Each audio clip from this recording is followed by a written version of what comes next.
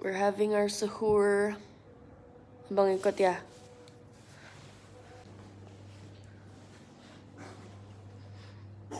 Hari keberapa nih? 4. Hari keempat. Aku udah pengen lama-lama sama Ramadan bunda. Oh gitu. Cium bunda, cium. Cium nggak gitu. Aku gak pengen. Oh ya Allah.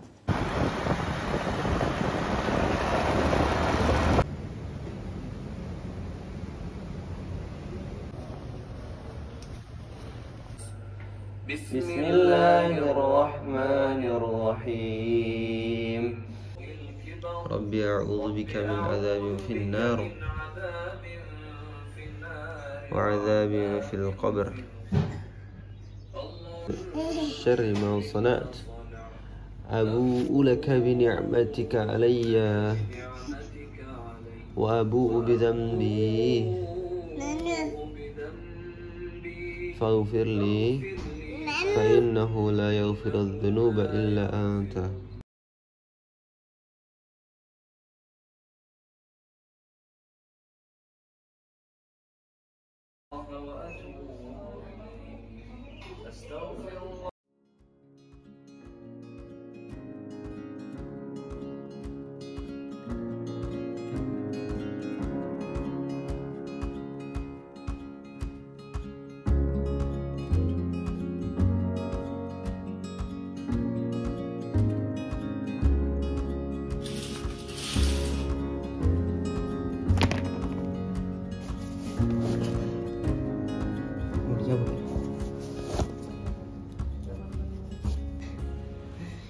Salah satu kebiasaan baru aku di bulan Ramadan ini, aku untuk menjaga stamina tubuh biar tetap fit dan bugar.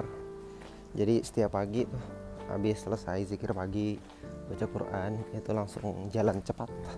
Kalau misalnya lari kan cepat banget, habis tenaga gitu, terus haus. Tapi kalau jalan cepat insya Allah buat kita stamina masih tetap terjaga gitu, nggak cepet capek juga. Dan efeknya menguruskan badan, katanya gitu sih. Yuk. Biasanya banyak yang nanya, bang kalau misalnya lari pagi atau nggak jalan pagi itu biasanya abang berapa kilo gitu. Jadi biasanya aku lari atau nggak sekarang jalan pagi ini, aku rutinin 5 kilo 5 kilo aja. 5 kilo tuh paling habisnya 40-50 menit. Kalau misalnya jalan aku hitung 50 menitan, dan itu udah cukup buat kita seger gitu. Apalagi buat teman-teman yang ngerasa kayak ini pagi berat banget gitu, pagi lemes banget, pagi ngantuk banget, coba paksain jalan aja. Insya Allah setelah dari situ badan nambah seger. Kemudian kan olahraga kan bisa meningkatkan produktivitas, bisa meningkatkan kreativitas. Kita juga jadi semangat buat ngapa-ngapain. Nah jadi biasanya aku 5 kilo, jalan 5 kilo, jalan cepat santai aja sambil nikmatin udara pagi. Atau nggak kenapa udara subuh tuh seger banget, karena ini perkataan salah seorang ulama ya, karena pada saat subuh itu tidak ada nafas orang-orang munafik. Wah, horor banget ya. Kenapa? Karena sholat yang paling berat bagi orang-orang munafik adalah sholat subuh sama sholat isya. Jadi kita usahain setiap subuh sama isya itu jangan telat. Oke. Juga salah satu kebiasaan seorang ulama ya, kemarin aku sempat ikut seminar tentang Palestina yang nyampein Dr. Profesor Abdul Fattah Al-Awaisi. Beliau umurnya udah 70 tahun lebih. Kemarin pas beliau datang ke sini, aku diamanahin buat temenin beliau buat jalan pagi. Dan beliau punya kebiasaan yang nggak pernah beliau tinggalin, nggak pernah putus dari muda sampai sekarang, sampai dia tua, sampai beliau tua, yaitu jalan pagi. Berapa kilo juga? Ternyata sama 5 kilo. Beliau punya kebiasaan 5 kilo jalan, karena kata dia, ini membuat saya seger.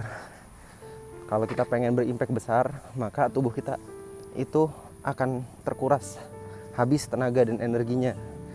Nah kalau misalnya maksudnya badan kita nih nggak fit, kita nggak akan pernah bisa sampai impian-impian kita.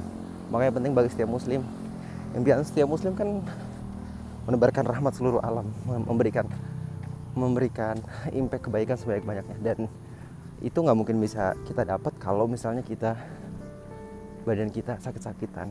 Jadi perlu dan harus dijaga kayak gitu. BTW banyak yang nanya kalau misalnya aku lari pagi atau jogging begini aku dengerin apa sih ya. Aku tuh nggak suka lagu ya, aku sukanya tuh orkestra gitu asik. Jadi yang aku denger kayak musik-musik perang gitu. Itu kalau lari sih.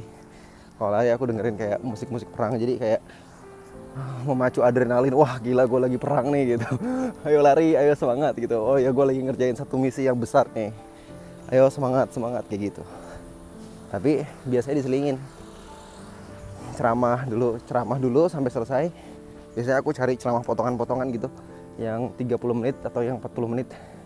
Tapi misalnya kalau aku udah lemes, biasanya aku langsung cari musik-musik orkestra gitu. Cuman kalau sekarang karena aku jalan pagi lebih kepada aku dengerin ceramah-ceramah. Karena sekarang kan bulan Ramadan ya, kita manfaatin baik banget. Kita manfaatin sebaik-baiknya dengan banyaknya kebaikan gitu. Dan kalau misalnya kita jalan pagi, kita tuh dengerin ceramah bisa lebih fokus. Tapi kalau misalnya kita lari pagi, aku ngerasain kayak sulit untuk konsentrasi gitu. Ya nggak sih, orang sambil lari. Tapi kalau misalnya sambil jalan, ini kalau dengerin ceramah tuh bisa lebih fokus. Oh begini. Jadi ngelakuin 1, 2, 3 hal kebaikan dalam satu waktu kan keren sih. Memang sih asalnya harusnya sih memang duduk bermajelis. Cuman kan nggak salah juga kalau kita dengerin ceramah pada saat jalan. Toh itu juga kebaikan gitu. Tapi ingat, tidak bisa digantikan ya bermajelis sama ulama langsung duduk dengerin nyatet dengan denger kajian di YouTube. Tidak bisa disamakan. Kita tetap harus ada waktu khusus untuk talaki bareng guru-guru kayak gitu. Ini baru berapa kilo nih? Baru 2 kilo. Sekarang jam 6.43. Baru 2 kilo, 3 kilo lagi. Aku udah ada track yang biasa aku puterin sih, dan itu udah terverifikasi 5 kilo. Merekam setiap kegiatanku kayak daily vlog begitu adalah pekerjaan yang paling malas aku lakuin ya. Cuman banyak yang nyaranin untuk, ayo bang buat daily vlognya bang. Kenapa aku malas ngelakuin? Karena kegiatanku sangat-sangat membosankan dan sangat-sangat monoton. Tidak seperti youtuber-youtuber lain yang pergi ke sana, jalan-jalan ke sana, ketemu sama orang penting, hiburan, main-main gitu. Kegiatanku sangat-sangat monoton dan membosankan. Ya pagi bangun, sholat, baca Quran, zikir, lari, olahraga pagi. Habis itu sama anak, baca buku, ngerjain tugas, nyari uang. Nyari uang buat nafkah anak istri. Kemudian me time sama anak istri lagi. Terus sholat zuhur, ya kayak gitu-gitu aja. Jadi kayak nggak ada yang bisa aku share kayaknya. Tapi cobalah, kan kita nggak pernah tahu ya di mana sesuatu kebaikan yang kita buat.